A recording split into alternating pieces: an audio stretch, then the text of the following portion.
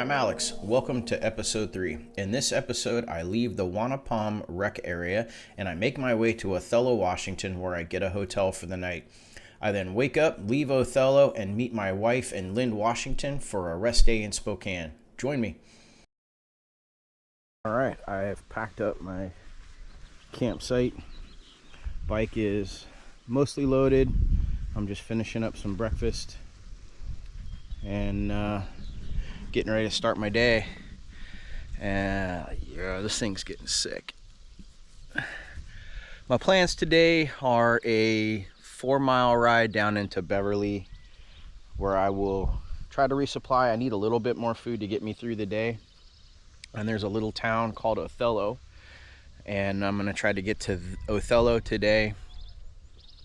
I'm going to get to Othello today and see what the lodging situation looks like. There's a couple cheap hotels, but there's also a town park that when I Google camping, it shows up. So we'll see if camping is permitted. I'd prefer to camp another night if possible, but I'll get a hotel room if I need to. And then after Beverly, tomorrow, my wife comes and picks me up somewhere wherever I am on trail. So we just make as many miles tomorrow as we can.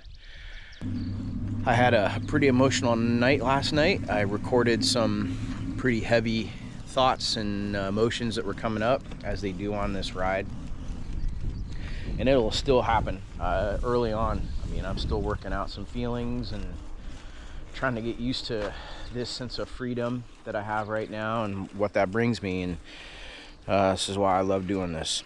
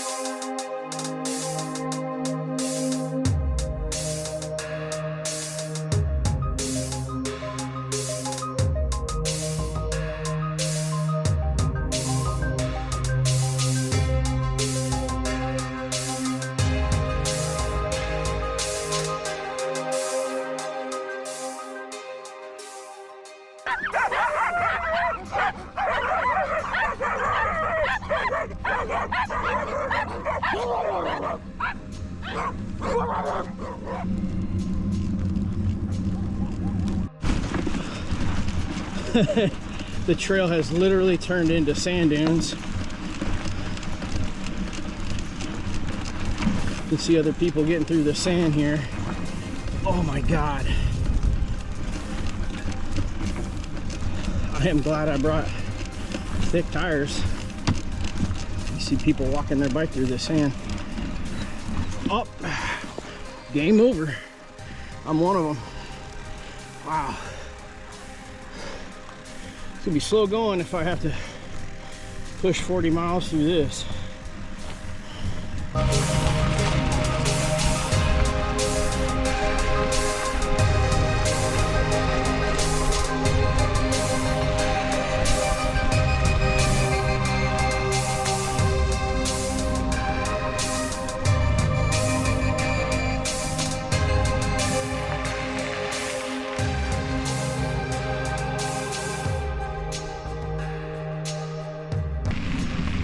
Been a fun ride. Pretty flat, sandy at times, but just marveling at these canyon walls all day is not a bad way to spend an afternoon. It's 1 o'clock in the afternoon. I've covered about 25 miles. I'm taking a little break just to rest.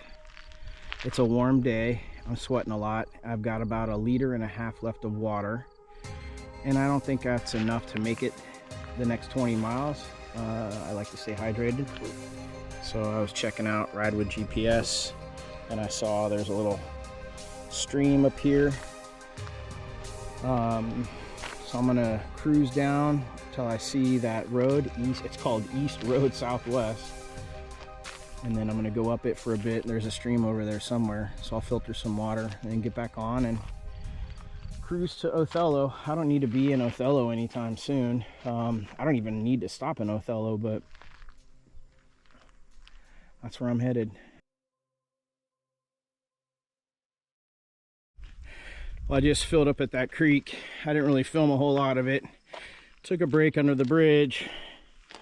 When I came back up, I got a flat.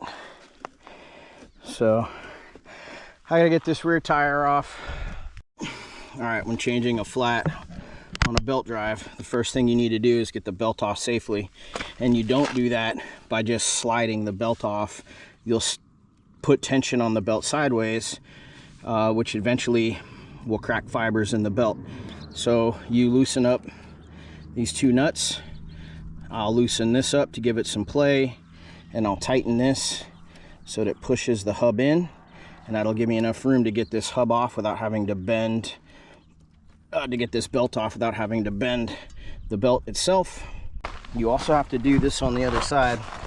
Same situation, loosen these two hex nuts up, push this all the way in, loosen that all the way out, and now the belt just comes on. Super easy. And now I change the tire. I'm back on the road after that flat. It took me 45 minutes to change. Just no rush. I didn't want to get all panicked and sweat and make a mistake, but I'm gonna stick to the tarmac now. I only have one tube. I do not run tubeless. Personally, I hate tubeless. Hate me. I also run a kickstand, so let me just keep triggering you. Again, if that's the worst thing that happens to me today, I'm doing pretty good.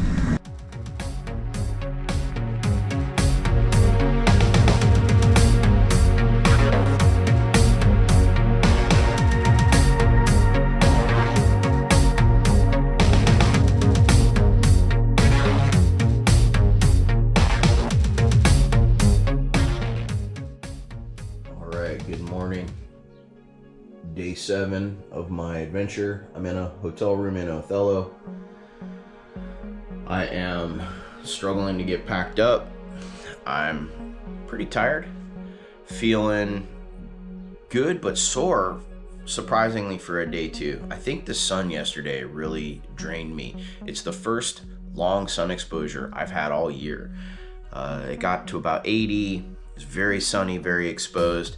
Every time I found shade and I tried to take a break, I would be immediately swarmed by mosquitoes.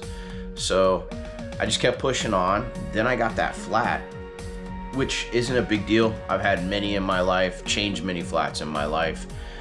Got it up and running and pushed on, but something about afternoon to night that day yesterday really drained me. So got a hotel room. I'm a little sore, gotta shake some stuff out, get packed up and get on the road. All right, I'm all packed up just at 9 o'clock, so not too angry at myself. I'm gonna roll into town, get something to eat, get some coffee, and then start to work my way towards Lind.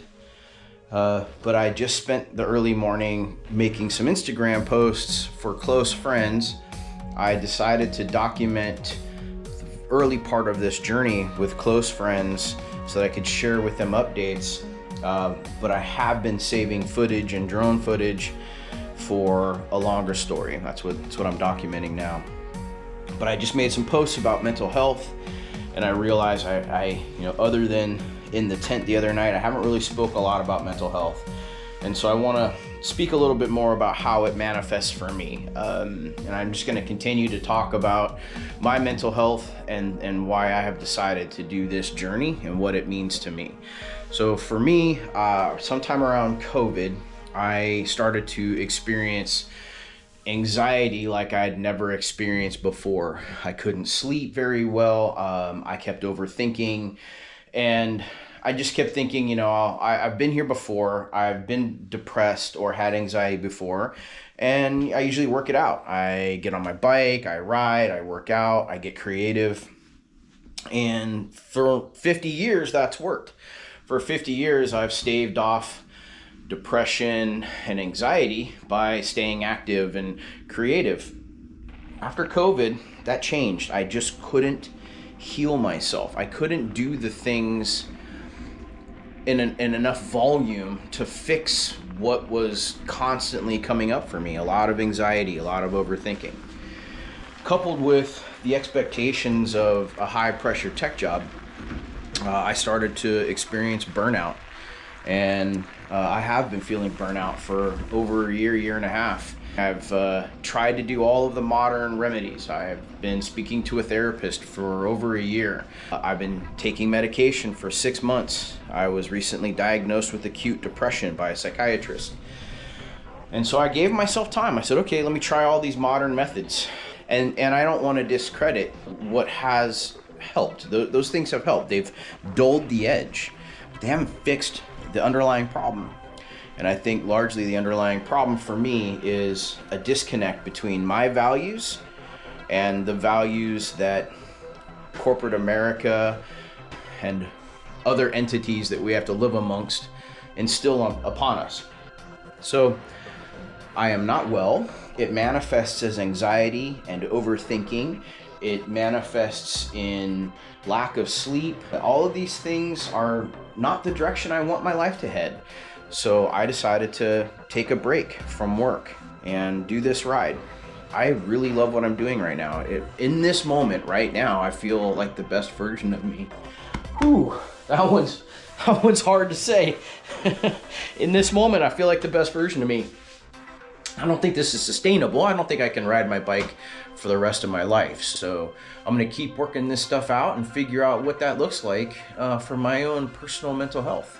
But again, just want to keep talking about this, talking about how mental health manifests for me. I think the spectrum of mental health is too broad, and people think it just means depression, you can't get out of your bed. It does mean that sometimes, but it also means this, being extremely raw and emotional all the time. And yeah, I'm on this bike to work that out.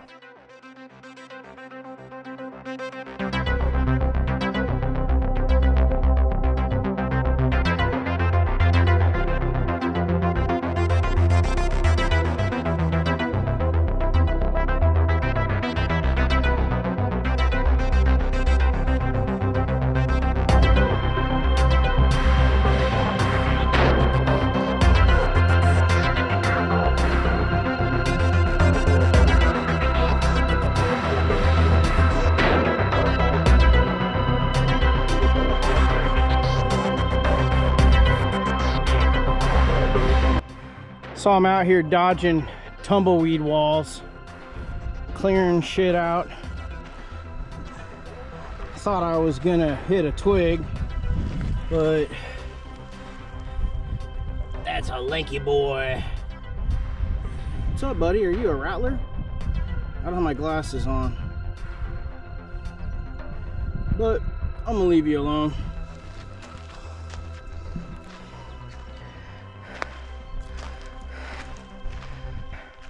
I don't want to get any of this stuck in my tire. I've already had enough flats, so I gotta clear this out, do some trail maintenance.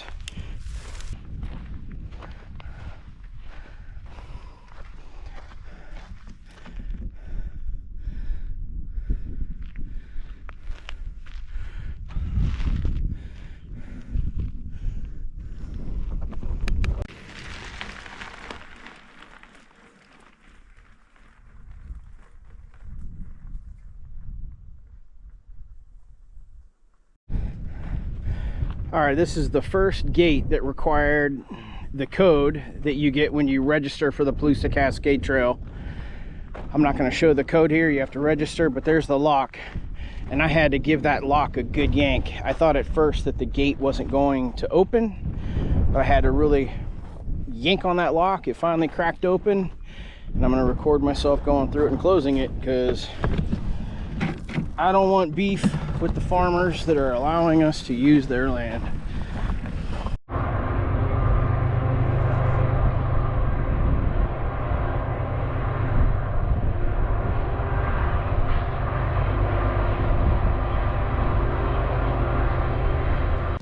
right, I just hit a detour sign.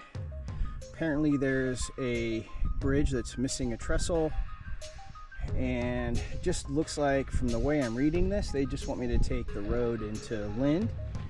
Up ahead is the Palouse to Cascade Trail, but there is a sign up there that says don't continue. It looks like the bridge. Definitely no using that bridge.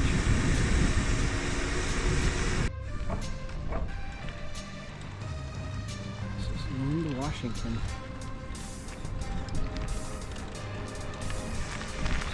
Agricultural community.